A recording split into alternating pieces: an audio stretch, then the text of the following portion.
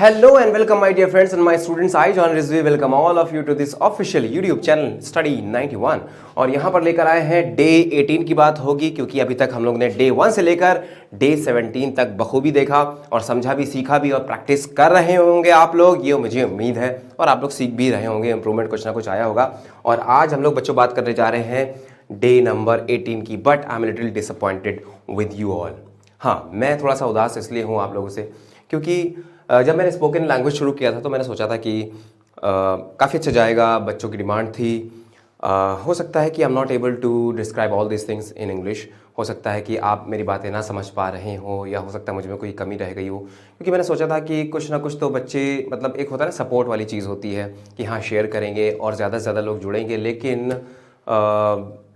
लगता है मुझे अभी यहाँ पर ड्रॉप करना पड़ेगा। और इस वादे के साथ कि अगर मुझे अच्छा रिस्पांस मिला आगे तो मैं फिर से आपके सामने आऊँगा और स्पोकन क्लास या जो भी रिक्वायरमेंट है आपकी वो लेकर आऊँगा। इसलिए मैं थोड़ा सा उदास था। चलो खैर कोई बात नहीं, हम अपने काम को कंटिन्यू करते हैं। आप भी जो लोग पढ़ने वाले बच्चे हैं वो पढ़ते रहिए और मुझे कमेंट के जरिए जानने दीजिए, लेट मी नो कि आप क्या क्या सीखते हैं और क्या क्या सीखना चाहते हैं आगे भविष्य में, ताकि मैं भरपूर तरीके से आपकी हेल्प कर सकूँ। तो चलो भाई, यहाँ पर मैंने सोचा था कि मैं सीरीज़ को 45 डेज़ या 60 डेज़ ले जाऊंगा, लेकिन यहाँ पर मुझे डे 20 तक ही जाना पड़ेगा। उसके बाद मैं एंड कर रहा हूँ अभी फ़िलहाल के लिए, because I am not getting too much responses, है ना, दैट इज़ वाई। तो अब यहाँ पर चलो भाई शुरू करते हैं। Let's start with a conversation, क्योंकि हमारे डेली लेक्चर में सबसे पहले क्या चीज़ होती है, we start with a conversation. और उसको कन्वर्सेशन को करने के बाद we learn a few words of daily communication, जो व्यवहारिक जीवन में हमारे यूज़ होते हैं वर्ड्स, उनके बारे में हम लोग बातचीत करते हैं। And then third we discuss what special types of sentences we always discuss in the end, कि ऐसे कुछ सेंटेंसेस जो आखिरी में आते हैं जो हमें बहुत परेशान करते हैं और हमें सोचना पड़ता है कि इसको इंग्लिश में कैसे बोला जाए, है ना। जैसे मैंने कहा कि पानी भरने में 2 सेकंड लगते हैं, तो अब इसको कैसे बोला जाए। वो दिन चले गए जब मैं तुमसे मिला करता था, इसको कैसे बोला जाए, चाहे जो हो जाए मैं तुम्हारी बात नहीं सुनूंगा। इन सारे स्पेशल सेंटेंसेस को हम लोग सीखते हैं इन दी एंड। तो स्टार्ट करते हैं अपने कन्वर्सेशन से। और इससे पहले, शुरू करने से पहले मैं आपका थोड़ा सा टाइम और लूँगा। होता क्या बच्चों कि अगर हम लोग इंस्टाग्राम पे जाते हैं और रील्स देखते हैं और डांस वगैरह हो गया, बहुत सारी चीज़ें, हंसी वाली फ़नी चीज़ें हो गई, हम लोग उसमें ज़रूर रुक के देखते हैं। लेकिन अगर हमारे बीच में स्क्रॉल डाउन करते वक्त अगर पढ़ाई लिखाई कोई चीज़ आ जाए तो हम उसको तुरंत स्किप कर देते हैं। इस वजह से आजकल कई टीचर्स क्या कर रहे हैं कि सबसे पहले वो आपको डांस दिखाते हैं, है ना, फिल्म का कोई सीन दिखाते हैं और उसके बाद पढ़ाना चालू करते हैं। क्यों ऐसा, टीचर्स को ऐसा क्यों करना पड़ रहा है? वो मजबूर हैं, क्योंकि आज की जो जनरेशन है वो पढ़ना ही नहीं चाहती, वो यही सब देखना चाहती है। एंटरटेनमेंट उनके लिए बहुत ज़्यादा ऑन टॉप है और सीखना कहीं ना कहीं पीछे रह गया, एजुकेशन पीछे रह गया, सीखना। इसलिए मैं चाहता हूँ बच्चों कि आप इन चीज़ों को ध्यान दें, और कहीं से भी आपको ज्ञान मिल रहा है ना, वो सारी चीज़ें ठीक है। इतना ज़्यादा फन ज़रूरी नहीं लाइफ में ना, इतना ज़्यादा एंटरटेनमेंट ज़रूरी नहीं। पहले आप स्टडी कर लें, पढ़ाई कर लें, उसमें अगर आप अच्छे हो जाएं तो उसकी तरफ जाए, राइट। तो अभिभावक का कहना है कि सुप्रभात sir, good morning sir, without any doubt we can say good morning sir, good afternoon sir, whatever the time is, we can start with the conversation with the salutation of wishes.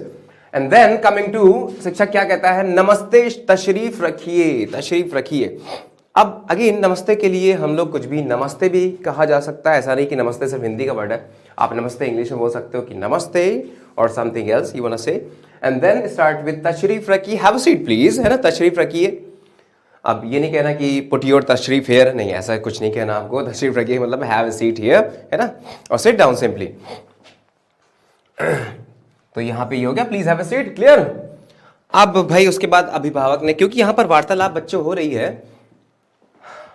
Parents और teacher के बीच में जब meeting होती है तो कोई ना कोई पेरेंट, अच्छा होता क्या है, if we talk about parents, these are two people और we can say two persons, माता पिता, पेरेंट्स। अगर ये सिर्फ लिखा हुआ है पेरेंट, तो इसका मतलब माता या पिता कोई भी हो सकता है। तो उन्हीं के बीच में बातचीत चल रही है।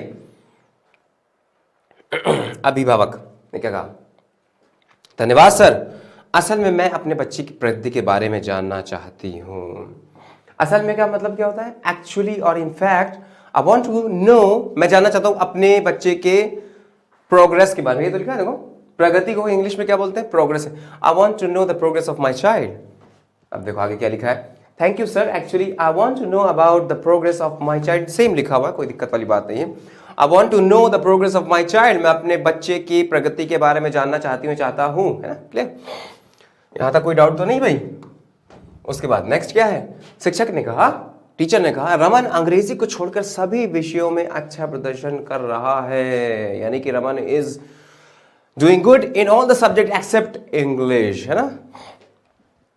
देखिए, Raman is doing well in all the subject except, छोड़कर, एक्सेप्ट है ना, एक्सेप्ट छोड़कर, सिवाय इंग्लिश के। यहां तक बात हो गई, कह लोगे इस चीज को, कोई दिक्कत तो नहीं आएगी कि राम अंग्रेजी को छोड़कर सभी विषयों में अच्छा प्रदर्शन कर रहा है। Ram is doing well in every subject, in all the subject except English language.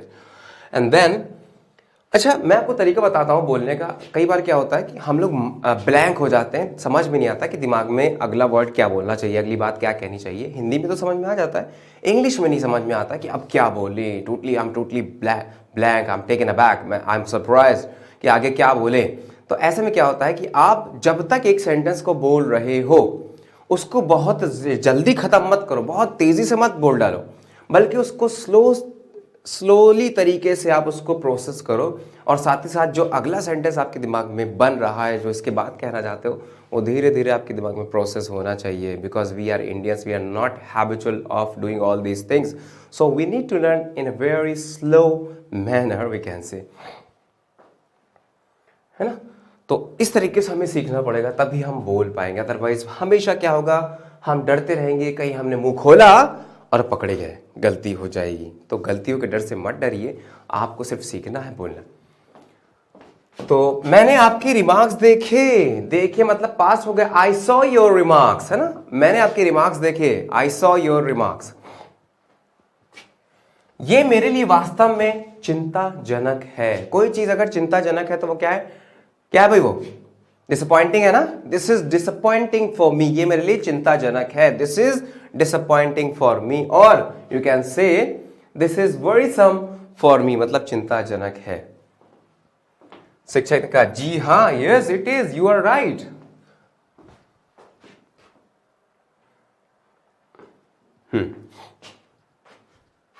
आप अपनी प्लेस को स्लो डाउन करो, है ना। जब इंग्लिश बोलो अपनी पेस को स्लो डाउन करो, फिर देखो और अगले सेंटेंस को प्रोसेस करो, फिर देखो कि आपसे गलती कभी नहीं होगी। एकदम सही सेंटेंस बोलोगे, विदाउट एनी ग्रामेटिकल एरर्स बोलोगे, और बीच में ये सब भी करना आपको नहीं पड़ेगा। आप just take the gap of only 1 or 2 seconds and you will see the magic, कि कितनी आसानी से आप बोलोगे। अभिभावक, सर, गार्जियन ने क्या कहा, पेरेंट ने क्या कहा, सर मेरा एक छोटा भाई अंग्रेजी का शिक्षक है ना। आई have A younger brother who is the teacher of English, है ना, who is the teacher of English. आपको ऐसे कहना, या आप ऐसे भी कह सकते हो कि one of my younger brothers is an English teacher, ये भी कह सकते हो। या इसको आपको 2 पार्ट में डिवाइड कर कहना है कि I have A younger brother who is the teacher of English, who is English teacher, right. अब बहुत ध्यान समझना, इफ आई से who is the English teacher, तो मतलब अंग्रेज टीचर हो गया। इफ आई से the teacher of English, that means अंग्रेजी विषय का सब्जेक्ट हो गया। सो बेटर यू से the teacher of the English, of the English नहीं, द टीचर ऑफ इंग्लिश। हालांकि मैंने क्या कहा, स्पोकन में everything is fine, you don't have to take care of grammar every time when it comes to spoken English, but when it comes to written language, competitive English, you will have to take care of grammar. अब उसके बाद क्या लिखा हुआ है, मैंने उससे रमन की, अच्छा नहीं, या वह अक्सर हमारे घर आता रहता है, ही कीप्स ऑन, और he often comes to our home, और simply he often comes our home, क्योंकि होम के साथ आप टू ना भी लगाए तो कोई दिक्कत नहीं, क्योंकि एडवर्ब की तरीके से यूज होता है। आता रहता है, कम्स लगा दो, विजिट भी कह सकते हो, कोई दिक्कत वाली बात नहीं। जो वर्ड उस समय आपके दिमाग में आए वही लगा डालो, कोई दिक्कत नहीं है। मैंने उससे रमन की मदद करने के लिए कहा है, I told him to help Raman, है ना, आई टोल्ड हिम टू, और I asked him to help Raman. देखिए, आई आस्क्ड और I have asked him to help Raman, clear. Now the next is, शिक्षक ने फिर से क्या कहा भैया, देखो समझते हैं शिक्षक ने क्या कहा। हाँ, वाकई में जरूरत तो है, दिस इज नीडेड, इसकी जरूरत है, आई नीड दिस, इसकी जरूरत है in passive, this is needed, और this is the need of time. हाँ, वाकई में जरूरत तो है, इट्स रियली, वाकई में मतलब क्या हो, वास्तव में, इट्स रियली नीडेड। उसके बाद अर्धवार्षिक परीक्षाएं भी तो आने वाली हैं। Half yearly examinations are about to come, ये भी कह सकते हो। और are round the corner, that means आने वाली हैं। Half yearly exams are round the corner, that means आने वाला है। It is about to go, it is about to happen.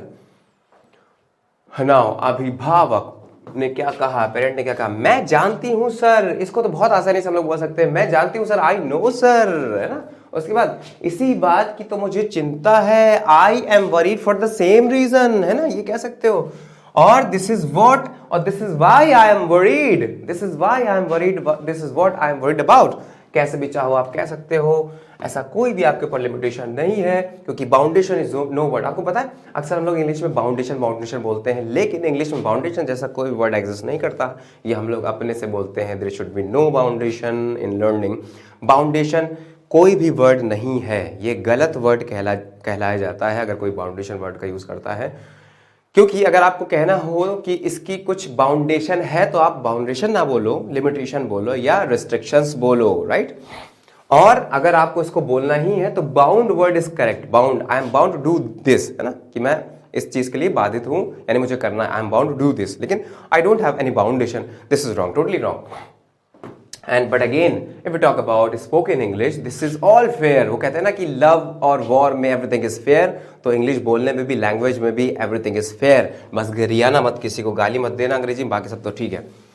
उसके बाद क्या है सेक्शन क्या, बाकी सब तो ठीक, अच्छा बाकी सब तो ठीक है, rest everything is fine. Rest, बाकी सब बचा हुआ, रेस्ट के लिए क्या बचा हुआ, जैसे मैंने कहा कि rest of the chapters will be learned again, है, rest of the chapters will be learned again, बाद में याद किए जाएंगे, पढ़े जाएंगे, और स्टडीड अगेन। तो रेस्ट का मतलब क्या, बचे हुए, बाकी सब तो ठीक है, बाकी सब बचा हुआ तो ठीक है, रेस्ट एवरीथिंग इज फाइन। वह क्लास में आज्ञाकारी है, he is very obedient in the class, और he is very sincere in the class, कह दिया मैंने। उसके बाद, और दिन भर एनर्जी से भरा रहता है, and he feels full of energy through out the day, और द होल डे, और all the day, whatever you want to say, you are most welcome then। वास्तव में वो क्लास में खेल गतिविधियों में सबसे अच्छा है, that means he is very good at sports, that is sufficient to say। In fact he is the best, सबसे अच्छा के लिए आप best is the best in sports activities in the class, है ना।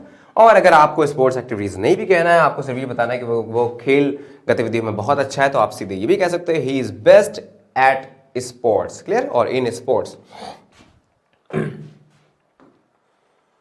हाँ, अगला क्या है देखिए भाई, टीचर ने क्या कहा, वाकई में, वाकई में मतलब क्या होता है, really, are you sure, this is unbelievable for me, I can not believe in that. शिक्षक, टीचर, जी हाँ, यस ही इज, वह बहुत अच्छा है, देखिए ही इज प्रीटी वेल, वो बहुत अच्छा है, खासकर क्रिकेट में, खास कर के लिए, खास तौर से, है ना, या विशेष तौर पे, स्पेशली। और स्पेशली की स्पेलिंग क्या होती है, देखो ये वाला स्पेशली लिखा हुआ है यहां पर। एक होता है स्पेशली, वो कब आता है, एक ये होता है, ये कब आता है बच्चों, स्पेशली। स्पेशली तब आता है जब हम किस चीज को कहते हैं कि स्पेशल से बना स्पेशली। लेकिन अगर हमें खास तौर से एक चीज, जैसे मैंने कहा कि वो मुझे गिफ्ट देगा, एक खास तरीके से देगा, एक नए तरीके से देगा, है ना, तो हम ये कह सकते हैं कि he will gift me specially, मतलब स्पेशल वाला गिफ्ट देगा। लेकिन सिर्फ वो मुझे ही गिफ्ट देगा, खास तौर से मुझे ही देगा, सो ही विल गिव टू, और he will provide me the gift specially, है, स्पेशली मी। और ये वाला ई वाला, तो ये फर्क होता है स्पेशली और ई वाले स्पेशली में। तो यहां पर क्या है, खास कर आपको बताना है, यानी कि सब में से किसी एक को अगर इंपॉर्टेंस दे रहे हो तो स्पेशली ई वाला लगाते हैं, राइट, स्पेशली इन क्रिकेट। अगला क्या है, अभिभावक, असल में मेरे पति भी बहुत अच्छी क्रिकेट खेलते हैं। असल में, दरअसल, दैट मीन्स इन फैक्ट और actually, my husband pledge cricket very well, है ना। और भी लगाना है तो माई हस्बैंड ऑल्सो लगा सकते हो, टू लगा सकते हो, pledge cricket very much, very well. अब क्या कहा टीचर ने, अरे वाह, अरे वाह के लिए, दैट्स ग्रेट, दैट्स ग्रेट, अरे वाह। उसके बाद, इसका मतलब उसमें जन्मजात प्रतिभा है, that means he has talent from his childhood, और इनहेरिटेंस, है ना, इन हिज इनहेरिटेंस, और inherited quality of playing cricket match, good, है ना। आप जैसे भी चाहो वो कह सकते हो, कोई दिक्कत नहीं। और आप ये भी कह सकते हो this is my inborn talent, मतलब जन्मजात, पहले से, जब से मैं पैदा हुआ। This means he has N inborn talent. उसके बाद क्या है, बस आप इंग्लिश पर ध्यान दीजिए भैया, क्योंकि इंग्लिश में आप कमजोर हो। You just focus on English because you are too weak in English, so even I cannot help you if you do not want to learn English at your own. Next, अभिभावक, जी sir मैं उसे कहीं tuition join करवाती हूं। अच्छा, मैं अगर tuition join करूं तो I will join the tuition, लेकिन अगर मैं किसी को करवाऊंगा आई will make you join the tuition classes, और ट्यूशन इज सफिशिएंट टू से। तो अब जब किसी से काम करवाना है तो मेक का यूज करो। मैं तुम्हें भगाऊंगा, I will make you run, clear. मैं तुमसे खाना बनवाऊंगा, I will make you cook food.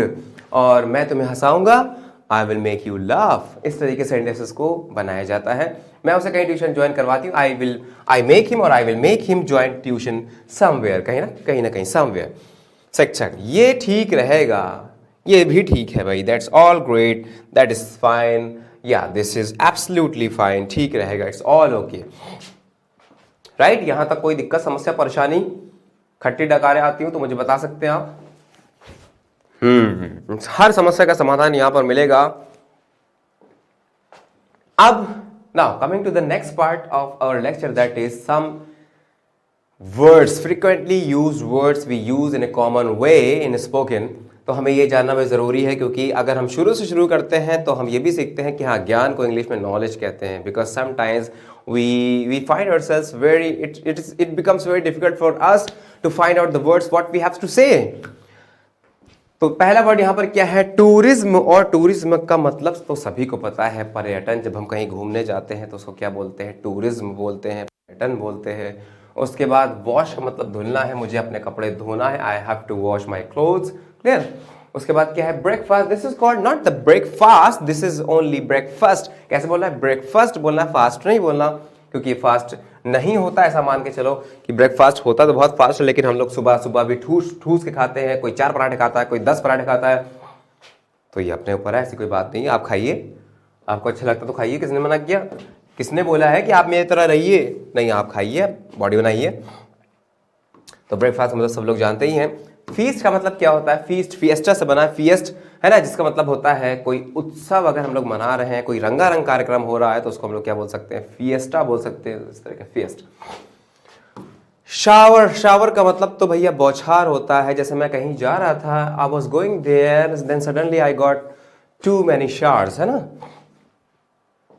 उसके बाद वेन, दिस नॉट वीन, ये वीन नहीं होता, ये वेन होता है। वेन का मतलब जैसे डॉक्टर क्या करता है, आपके सुई लगाता है, और वेन में ना आपकी सुई यहाँ पर लगाता है, हाथ में क्या ढूंढता है, वेन ढूंढता है।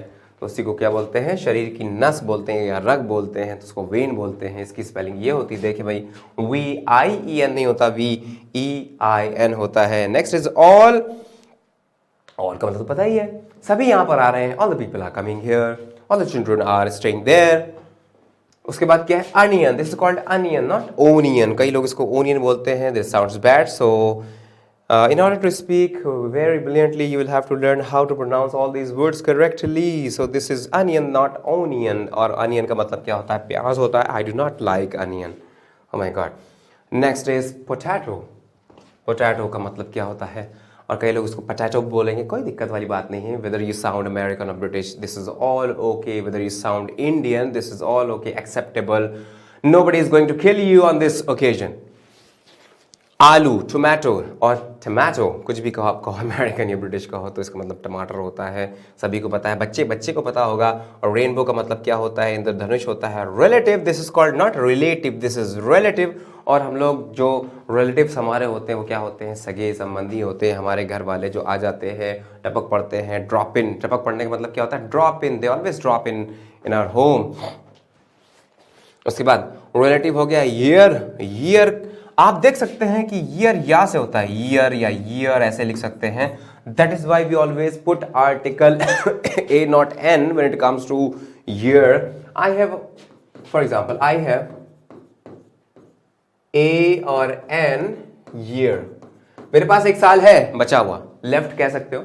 आई हैव ए ईयर और एन ईयर क्या बोलोगे भाई? जैसे कि आप देख सकते हो the pronunciation of the year is not year, this is year, या से होता है। अगर या से होता है तो this comes under the category of consonant sound, that means a will be there and is absolutely wrong. So we what we gonna put here? A with year, I have a year left and this is year, तो उसके पास एक कान है तो he has an ear, not a year, right? And this is air. और एक word air से मुझे याद आया, एक वर्ड और होता है HEIR, जिसका मतलब होता है उत्तराधिकारी। उत्तराधिकारी क्या होता है? सक्सेसर होता है, यानी कि विरासत को संभालने वाला होता है।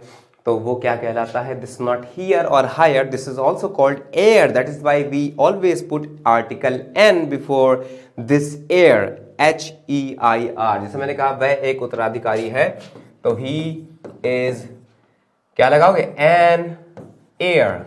इसको क्या बोलेंगे? एयर पढ़ेंगे इसको हियर नहीं पढ़ेंगे। That is why we are putting what? Not a, we are putting an, because this is the vowel sound. With the vowel sounds always put an in place of a. Always remember that he is an ear, right? Next is ocean. Oh my god, ocean, Mahasagar. This is just an ocean type of language. Sure का मतलब क्या होता है? पक्का। जैसे मैंने कहा कि क्या तुम कल आओगे? Will you come tomorrow? Yeah, sure, I will be coming tomorrow. Please wait for me.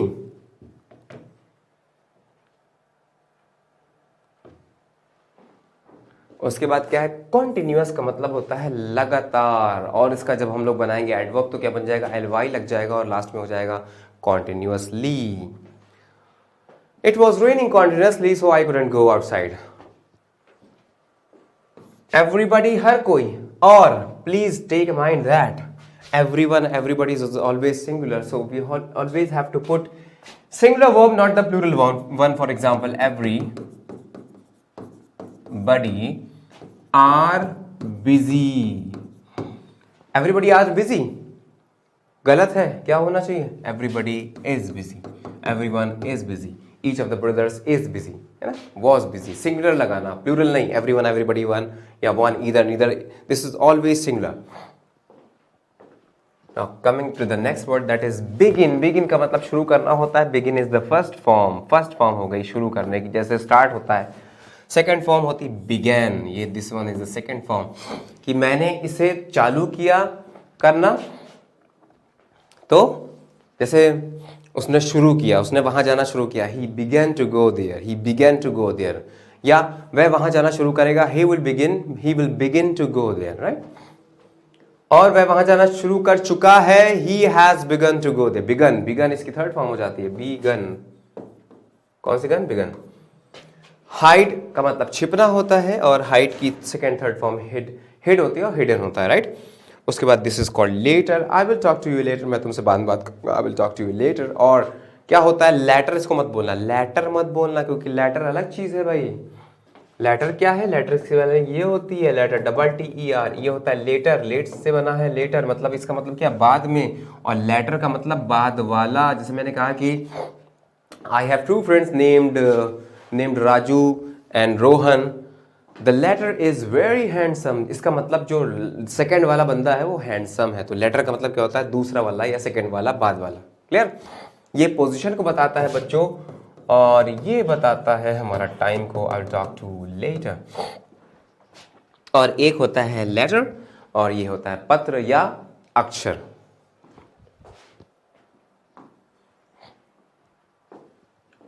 Von, win की second form, third form won होती है. I won the match India, and today India won the match. Surprisingly this was a great match and every player did well.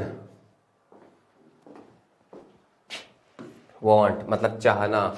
अच्छा, होता क्या? ये चाहना भी बड़ा अजीब होता है भाई. चाहना,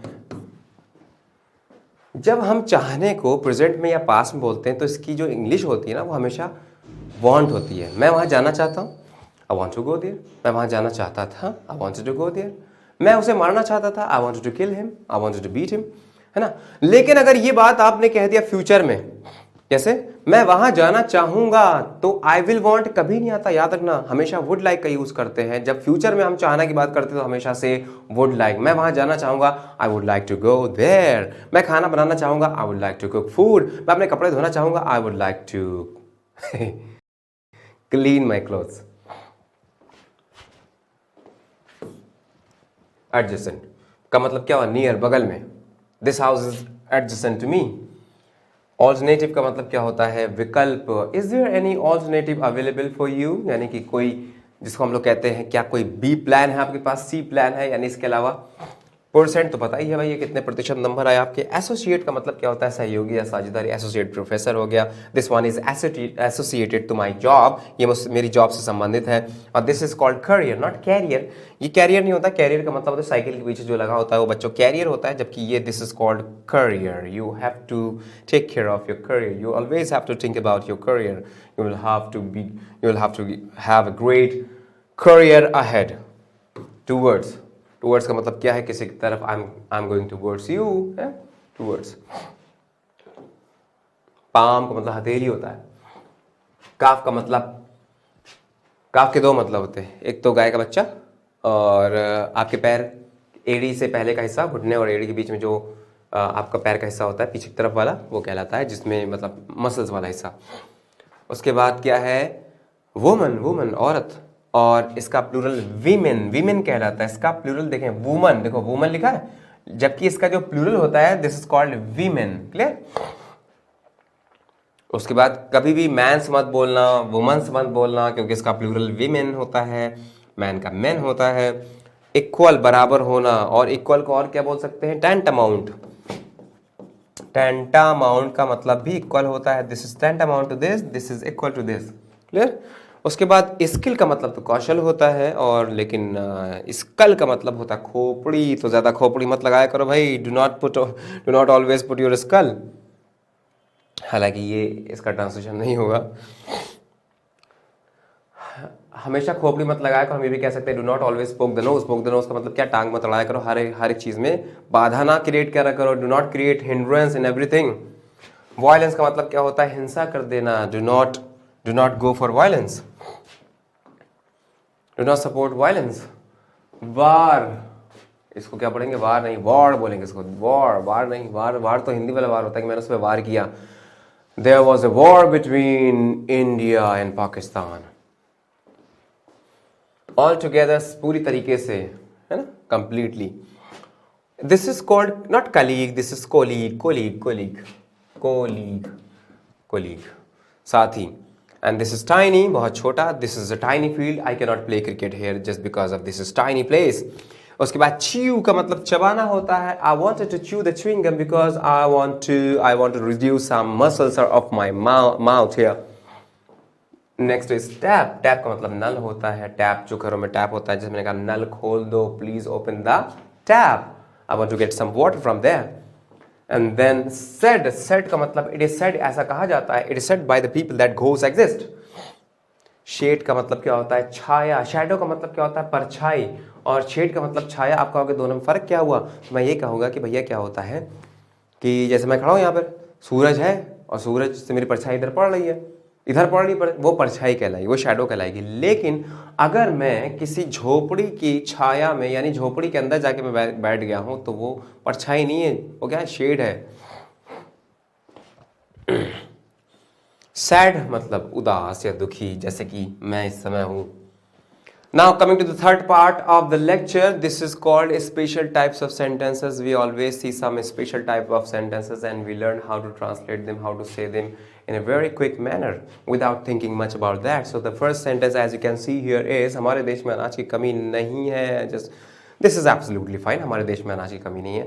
We don't have any scarcity in our country. Scarcity of what? Food, grains. और ये भी कह सकते हैं हमारे देश में अनाज की कमी नहीं है. There is no shortage. ये भी तो कह सकते हो. There is no shortage of food grains or simply grains in our country. In our country. और ये भी कह सकते हो there is no scarcity. Scarcity का मतलब क्या होता है? कमी। There is no scarcity. ठीक है। एक कहावत है, असंभव कुछ भी नहीं। एक कहावत है मतलब it is a saying. Saying का मतलब कहावत। इट इज सेइंग दैट क्या? असंभव कुछ भी नहीं। नथिंग इज इम्पॉसिबल, और we can say everything is possible. तो हम ये कहें nothing is impossible. Nothing is impossible. क्योंकि बच्चों इम्पॉसिबल वर्ड खुद ही ये कहता है कि आई एम पॉसिबल। जब इम्पॉसिबल खुद कहता है कि मैं पॉसिबल हूं, तो तुम ये क्यों कहते हो कि ये मेरे लिए पॉसिबल नहीं है? Just believe in yourself, just trust your god and then see the magic. It is saying that nothing is impossible. कोई भी चीज ऐसी नहीं है जो इम्पॉसिबल हो।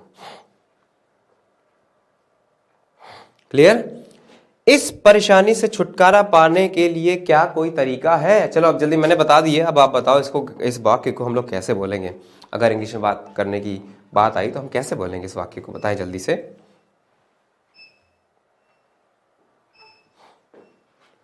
बताएं भाई, को समझ में आ रहा है कैसे बोला जाए इस बात को? इस परेशानी से छुटकारा पाने का कोई तरीका है क्या? यहां लिख दें, नीचे काफी सेंटेंस है, ऊपर लिख देते हैं। पहले बोल देते उसके बाद लिखेंगे। Is there any way to get rid of this problem? बहुत आसान है। Is there any way to get rid of this problem? Is there any way to get rid or get out of this problem? है ना, बहुत आसान तरीका। Get rid का मतलब क्या? छुटकारा पाना। I want to get rid of these studies, these bloody studies, because I just want to see some short videos and some Instagram reels, because I'm too much dedicated to that. I'm so much habitual, I cannot leave that. I can live without studies, but I cannot live without Facebook and Instagram, right?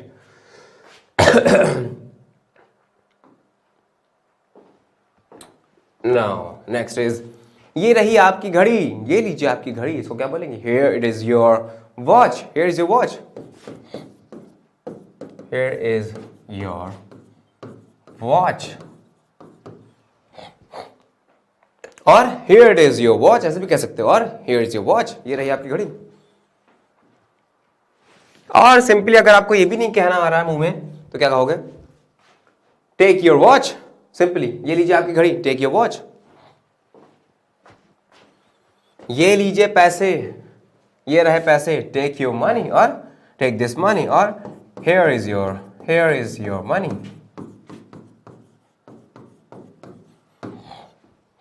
Here's your money.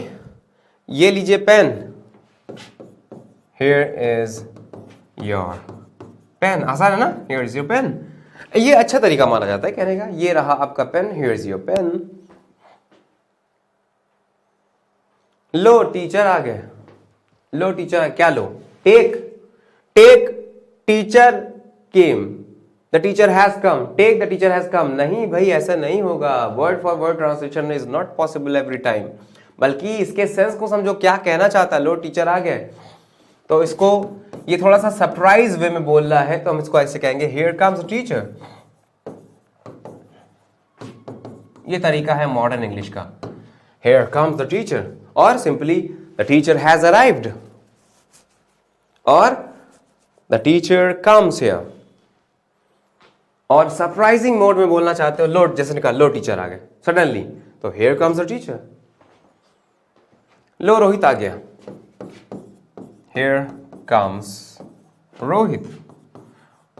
और simply Rohit has come, Rohit comes here. ठीक है, ये एक rule of inversion कहलाता है, adverb में मैंने पढ़ाया भी था। उसके तहत ये सही माना जाता है। जब हम कहते हैं एक राजा था, तो ऐसे कहना चाहिए, ए किंग वॉज देयर, लेकिन हम करते क्या है? उल्टा कर देते हैं। देयर वॉज ए किंग, एक राजा था, there was a king. In the same manner here comes the teacher, here comes Ravi और रोहित। लीजिए आप आ गए, लीजिए आप आ गए। Again here come you. यहां पर कम्स नहीं होगा क्योंकि use the subject here come you. या लीजिए आप आ गए, यू हैव अराइव्ड, और सिंपली यू अराइव। ये लो मैं आ गया, ये लो मैं आ गया, इसको क्या बोलेंगे?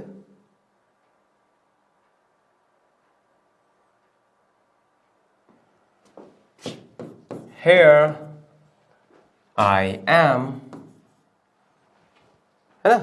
या here am I, या here I am, या this is me, ये मैं हूं, या मैं आ चुका हूं, I have come, है ना? आप कैसे भी सेंटेंस को बोल सकते हो, कोई दिक्कत वाली बात नहीं है। मॉडर्न इंग्लिश में अगर देखा जाए, ये लो मैं आ गया, here it is I, और here I am। तुम कब से यहां हो? How long have you been there? यहां के लिए here लगा दो, चलो। तुम कब से यहां हो? How long have you been here? अच्छा, आप कहोगे सर यहां पर been क्यों लगाया? क्योंकि कब से यहां पर हो, जो काम पहले स्टार्ट हुआ पास्ट में अभी तक जारी हो, उसे बनाया जाता है परफेक्ट कॉन्टिन्यूअस में। That is why we are adding been here with has have। So how long have you been here? कब से यहां पर हो पूछ रहा है। ये मेरे काबू से बाहर है, this is out of my control, I can not control on this. ये मेरे काबू से बाहर है, और simply this is out of my reach.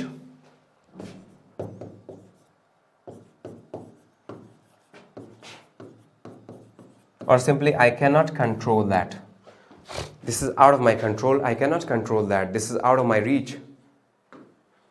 Now the next is घर जल रहा है। जल्दी से बताओ भाई, घर जल रहा है, किसका? बुझाने जाओ। घर जल रहा है, बताओ जल्दी से। द हाउस इज बर्निंग, है ना? और we can say the house is on fire. आप कहोगे सर दा क्यों लगाया? क्योंकि अरे जो घर जल रहा है वो डेफिनेट होगा ना, डेफिनेट आर्टिकल लगाना पड़ेगा, द हाउस इज बर्निंग।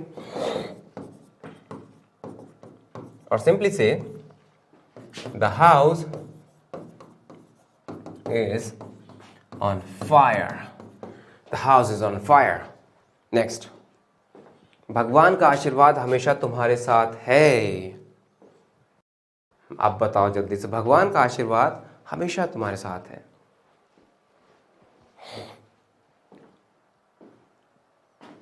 अरे बहुत आसान है, गॉड्स ग्रेस और ब्लेसिंग्स, राइट? ग्रेस कहना है तो इज लगाना, ब्लेसिंग्स कहना है तो आर लगाना। Are is always with you. भगवान का आशीर्वाद हमेशा तुम्हारे साथ है। गॉड्स ग्रेस और blessings are is always with you. In case of you are putting grace, always say singular. This is singular, so put is. Otherwise, in case of blessing, always put are. Clear? दूसरों की नकल मत करो। नकल करने के लिए imitate. Do not imitate others, or do not mimic others, or simply do not copy others. So don't copy others. Don't copy others. Clear है भाई? कोई डाउट तो नहीं यहां तक? कोई समस्या रे बाबा? हाँ, उसके बाद यहां चले आते हैं और देखते हैं अगला क्या है हमारे पास। पेंसिल से मत लिखो। होता क्या बच्चों, जब हम किसी चीज का यूज करते हुए कोई काम करते हैं तो हम या तो विद का यूज करते हैं या तो हम इन का यूज करते हैं। अब इन दोनों में डिफरेंस क्या होता है समझते हैं। If you talk about the countable nouns, countable nouns से लिखने की बजाय कुछ काम करने की बात करें, ऑलवेज पुट विद। किसके लिए? Countable. And when it is uncountable, uncountable, always say in. For example, मैंने पानी से मुंह धुला, तो क्या कहोगे? पानी क्या? अनकाउंटेबल। तो क्या बोलोगे? आई वॉश्ड, है ना, आई वॉश्ड माई माउथ विद या इन वाटर लगाना है, विद वाटर लगाया, तो कहने को तो सही है बेटा, लेकिन ग्रामर के तौर पे अगर देखा जाए तो वो गलत समझा जाएगा। तो पेंसिल से मत लिखो, पेंसिल क्या है, काउंटेबल या uncountable, pencil is countable, so go with है ना, विद के साथ जाओ। तो पेंसिल से मत लिखो, don't write with pencil, don't write with pencil. अगर यहां पे ये होता कि स्याही से मत लिखो, स्याही से मत लिखो, तो क्या होता, do not write in ink, in ink, with ink नहीं, do not write in ink, क्योंकि इंक क्या है, अनकाउंटेबल। क्लियर, ये बात समझ में आ गई। आग जली रहने दो, आग को मत बुझाओ, आग जलती रहने दो, जलना भी चाहिए आग, ये प्लेसमेंट की आग, ये नौकरी पाने की आग, ये सीखने की आग जलती रहनी चाहिए। ये अगर बुझ गई तो समझ लीजिए आपका जो जीवन है वो निरर्थक हो गया, क्योंकि हमारा जन्म इसीलिए हुआ कि हम अपने जीवन में कुछ कर पाए, अपना नाम रोशन कर सके और अपने माता पिता को प्राउड फील करा सके। इसको इंग्लिश में कैसे बोलेंगे, बताओ जल्दी। I want to make my parents proud of me, है ना। हाँ, आग जली रहने दो, कीप द फायर on.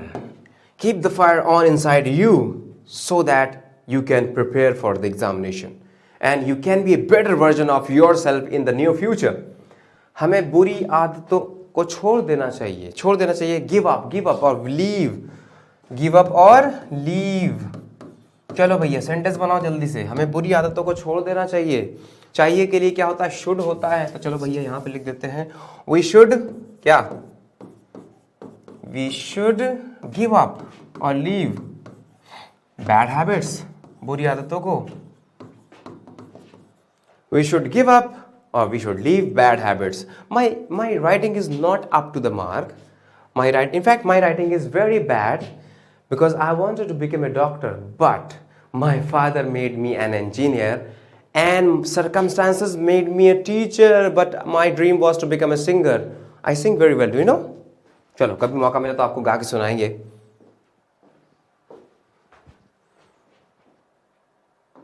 अरे थैंक यू हो गया, चलो भाई थैंक यू हो गया, तो अब मुझे भी चलना पड़ेगा।